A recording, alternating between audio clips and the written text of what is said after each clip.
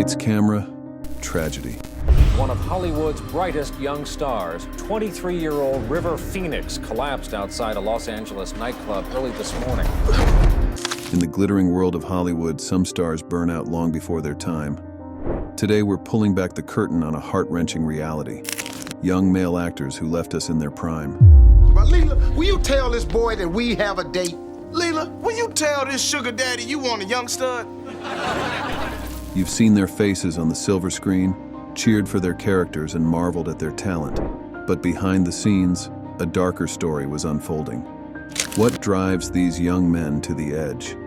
Is it the pressure of fame, the pitfalls of sudden wealth, or something more insidious lurking in the shadows of Tinseltown?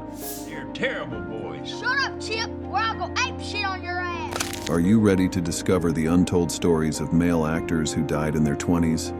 Stay tuned, because what you're about to hear might just blow your mind.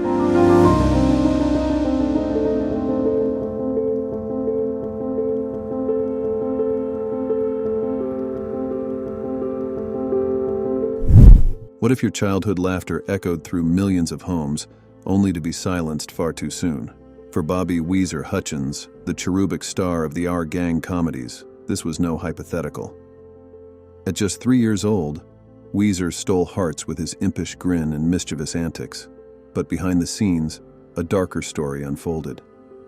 Pushed into the limelight by parents desperate to escape poverty, Weezer's childhood was a blur of studio lights and forced smiles.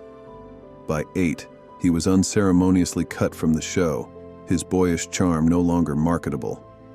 The transition from adored child star to anonymous teenager was brutal. Yet Bobby found a new purpose. As World War II raged, he answered the call to serve, training as a pilot.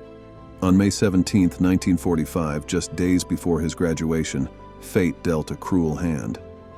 During a routine training flight, Weezer's plane collided mid-air with another aircraft. At 20 years old, the boy who once made America laugh took his final bow in a fiery crash.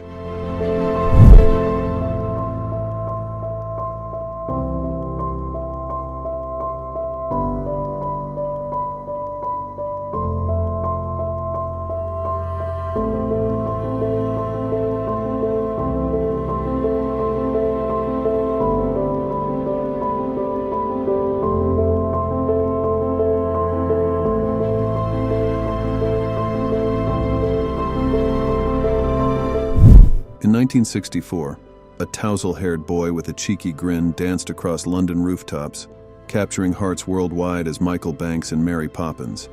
Matthew Garber, just 8 years old, seemed destined for Disney greatness. But sometimes, even magic can't rewrite a tragic ending. Unlike many child stars, Matthew chose to step away from the limelight after just 3 films. He returned to a normal childhood, his days filled with schoolwork and playground adventures rather than movie sets. It was a decision that spoke volumes about his character, a boy who valued authenticity over fame. But fate had other plans. In 1976, a 20-year-old Matthew embarked on a soul-searching trip to India.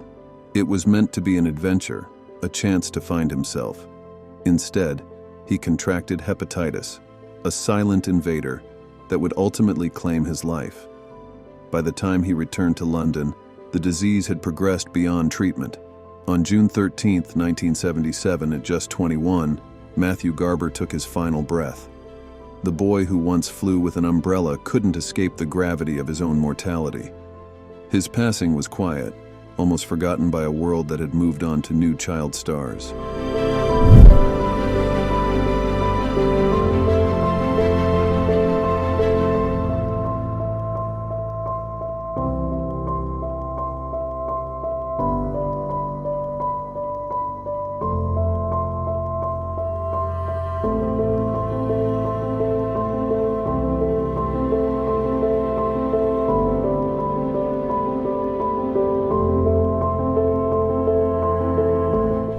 In the early hours of Halloween 1993, the Viper Room on Sunset Strip became the stage for a real-life horror. River Phoenix, the golden boy of 90s cinema, collapsed on the sidewalk outside. At 23, his light was snuffed out by a lethal cocktail of drugs, leaving Hollywood and fans worldwide in shock. But River was more than just another casualty of fame. Raised in a nomadic, unconventional family, he was a child of contradictions. A vegan and animal rights activist who struggled with the demons of substance abuse. An actor of immense talent who shunned the trappings of celebrity. And maybe I took it to old lady Simon's and told her, and the money was all there. But I still got a 3-day vacation because it never showed up. Few knew that River harbored a dark secret. As a child, he had been sexually abused while part of the Children of God cult.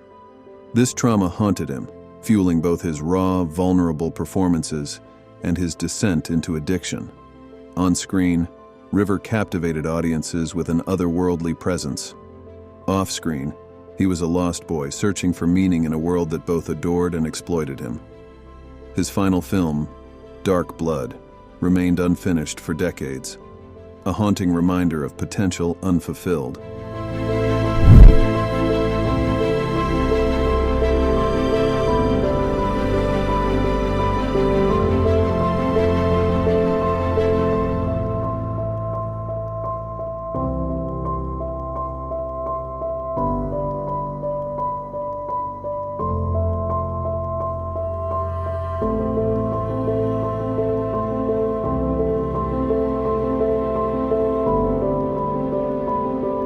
Should put into play that time I beat Nate's ass at that party. No. From the sun-soaked streets of Oakland to the neon-lit world of Euphoria, Angus Cloud's journey seemed like a modern fairy tale.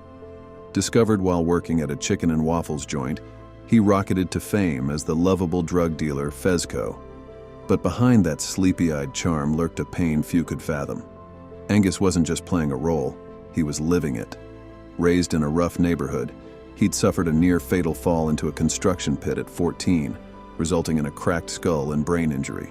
This trauma, hidden beneath his signature curls, would haunt him for years. Despite his newfound success, Angus struggled with the demons of addiction and mental health. The death of his father in 2023 sent him spiraling. On July 31st, just a week after returning from Ireland for the funeral, Angus was found unresponsive at his family home. The autopsy revealed a lethal mix of cocaine, methamphetamine, fentanyl, and benzodiazepines. At just 25, another bright star had burned out too soon. But Angus wasn't just a statistic. He was a beacon of authenticity in an often fake industry, loved for his realness both on and off screen. His mother's poignant words echo, "His last day was a joyful one," a reminder that even in darkness, light can still flicker. I feel him here, I feel him here, and I think he's just a short veil away from being really excited to be with us all tonight.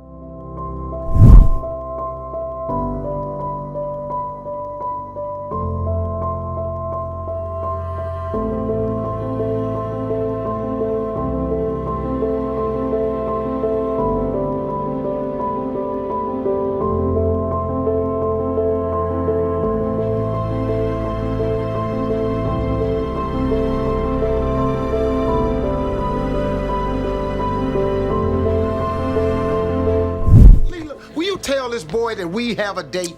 Leela, will you tell this sugar daddy you want a young stud? In the late 90s, Merlin Santana's infectious smile lit up living rooms across America. As Romeo on The Steve Harvey Show, he was the epitome of charm and wit. But on November 9th, 2002, that smile was forever extinguished in a senseless act of violence that shook Hollywood to its core. Born to Dominican immigrants in New York, Merlin's path to stardom wasn't easy. He started as a 3-year-old Pampers model, a far cry from the teen heartthrob he'd become. His mother pushed him into acting, hoping to keep him off the dangerous streets of the Bronx. Little did she know, those streets would eventually claim him anyway. On that fateful night, Merlin was sitting in a parked car with a friend when shots rang out. A bullet, fired by a jealous boyfriend acting on a false accusation, struck Merlin in the head. At just 26, a promising career and a life full of potential were snuffed out in an instant. The tragedy of Merlin's death lies not just in its senselessness, but in the lost potential. He was more than an actor. He was a budding musician, working on his first rap album. Friends described him as a gentle soul, always ready with a joke or a kind word.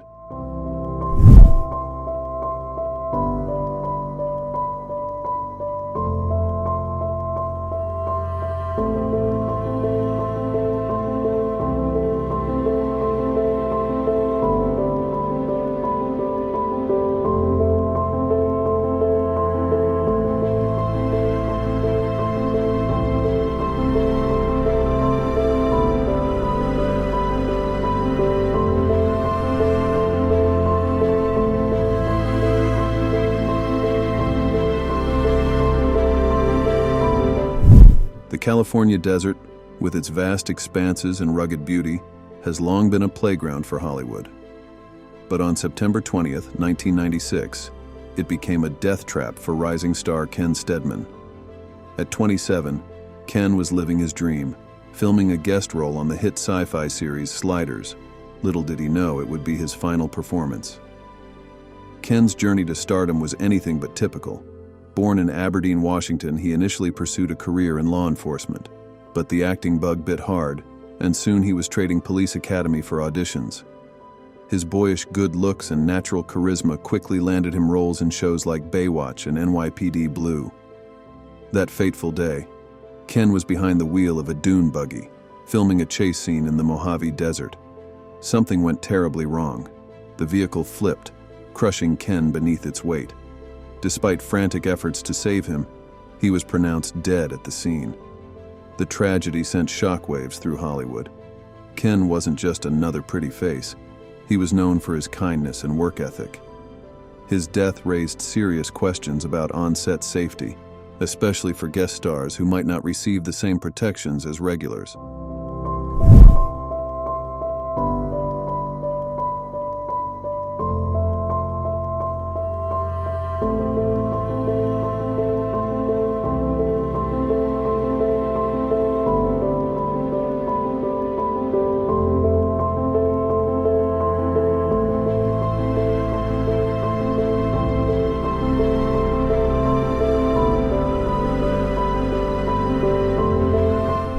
Strep throat every flu season.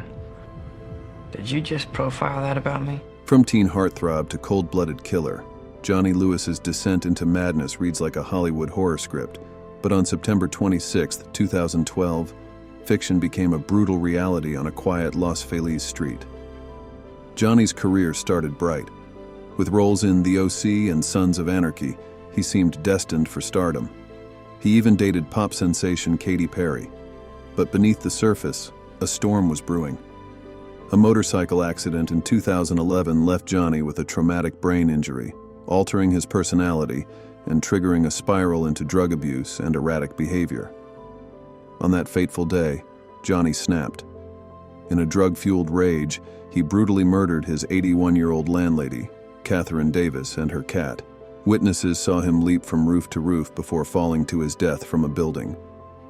The scene was so gruesome, even hardened detectives were shaken. The tragedy wasn't just the loss of 2 lives, but the stark reminder of how quickly mental illness can derail a promising future. Johnny's family had begged for help, sensing something was terribly wrong. But in the fast-paced world of Hollywood, those cries often go unheard.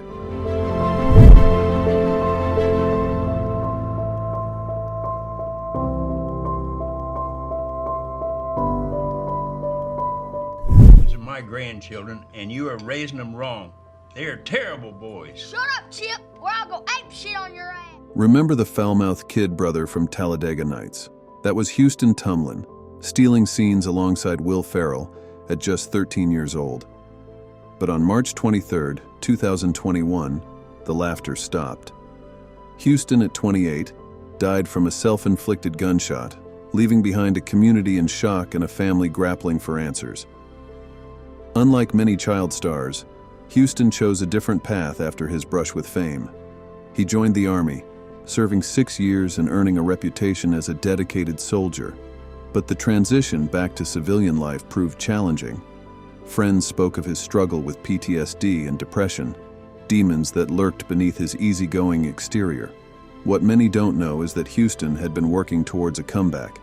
He'd been taking acting classes, hoping to reignite the spark that made him a memorable presence on screen. But the pressure of living up to past success, coupled with inner turmoil, proved too much. Houston's story is a stark reminder of the long-term effects of early fame and the invisible battles many veterans face. His death sparked conversations about mental health support for both former child actors and military personnel.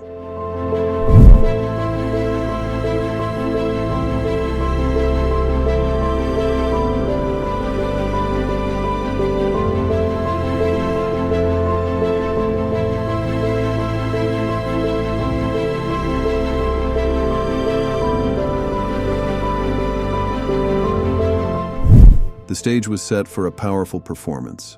Raphael Schumacher, a rising star in Italian theater, was to enact a hanging scene, a moment of raw emotion meant to captivate the audience. But on February 5, 2016, the line between art and reality blurred in the most tragic way imaginable. Raphael, just 28, had always pushed boundaries in his craft. Known for his intense commitment to roles, he insisted on using a real noose for authenticity. But something went terribly wrong. The safety mechanism failed, and what was meant to be a simulated hanging became all too real. An alert audience member noticed Raphael's genuine struggle and raised the alarm, but it was too late. After days in a coma, Raphael succumbed to his injuries, leaving the theater world in shock and raising serious questions about the limits of artistic risk.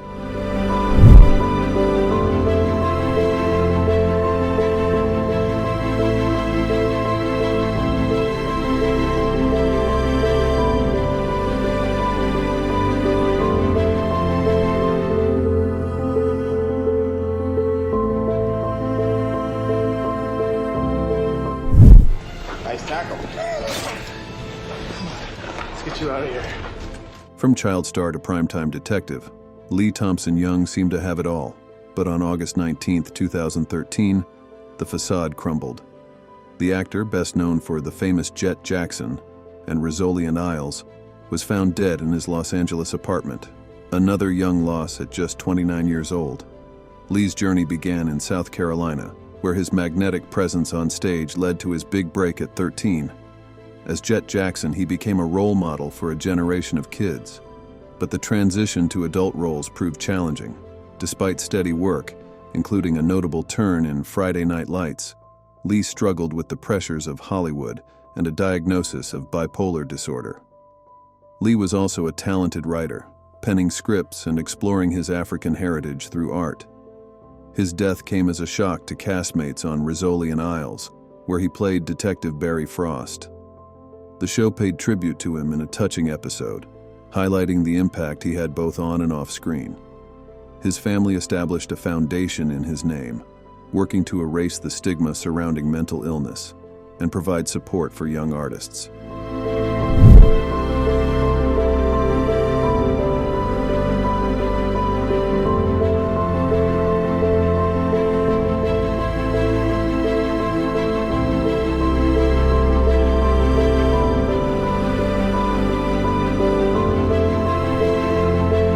As the credits roll on these tragic tales, we're left with more questions than answers. What could have been if these bright stars hadn't been extinguished so soon? How many masterpieces have we missed out on? And perhaps most importantly, what can we learn from their stories? These young actors may have left the stage too soon, but their legacies continue to shape Hollywood and beyond. Their brief, brilliant careers remind us of the fragility of life and the high cost of fame.